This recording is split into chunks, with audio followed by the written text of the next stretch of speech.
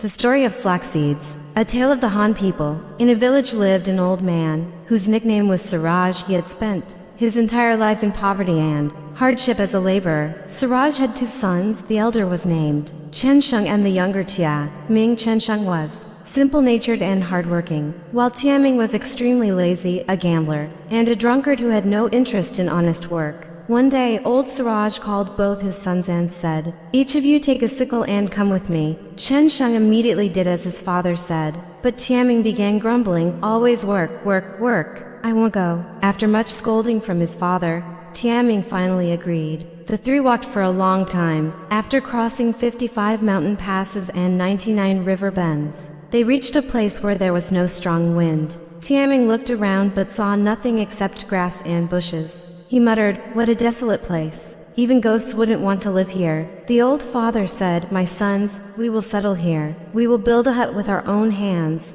farm the land, and live a peaceful life."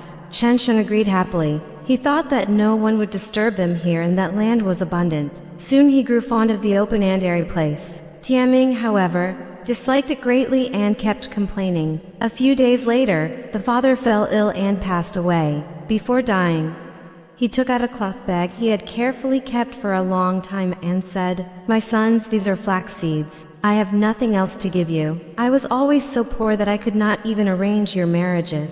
From today onward, earn your livelihood with these seeds. Remember, the most valuable things in the world are people and seeds. If you have these, everything else will come on its own." With these words, the old man died. Tianming did not even wait for his father's shroud to become soiled before demanding a division of property. "Father left us only these seeds. Give me my share so that we may go our separate ways." Chen Sheng was deeply hurt and said, "Brother, this is not right." But Tianming ignored him, took the seed bag, threw half the seeds on the ground, took the other half with him, and left. From that day on, the two brothers lived separately. First, hear Tianming's story. He walked rapidly until his laziness returned. He began thinking of ways to earn money without working. On the first day, he entered an inn and asked the owner, "Do you have rats here?" "Yes, there are some," replied the owner. "I have some seeds. Where should I keep them so the rats don't eat them?" "Put them wherever you like," the innkeeper said with a smile.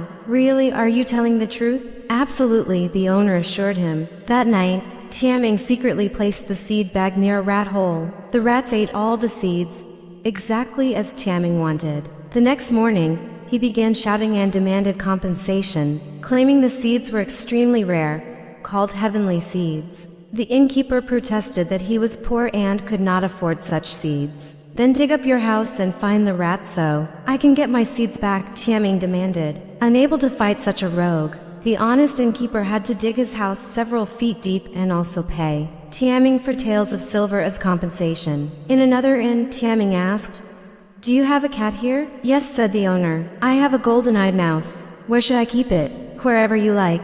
That night, he placed the mouse near the cat, which immediately killed it. In the morning, Tianming created an uproar and demanded a cat and 50 taels of silver in compensation. The innkeeper had no choice but to comply. At a third inn, he asked about a dog, then claimed he had a golden-furred cat. That night, he let the dog kill the cat and again demanded compensation. Later, in an inn with a stable, he tied his dog to a horse's tail at night. The horse kicked all night, and by morning the dog was dead. Tianming accused the innkeeper and took the horse, along with land and bells, as compensation. One day, riding the horse proudly, he passed through a village where a funeral procession was underway. Hearing the horse's hoofs, the mourners panicked and fled, thinking enemies were attacking. Tianming quickly placed the corpse on his horse and left. In another village, he asked two young girls for water for his thirsty father while their backs were turned. He poured soup into the corpse's mouth. Then he cried out, "My father has died,"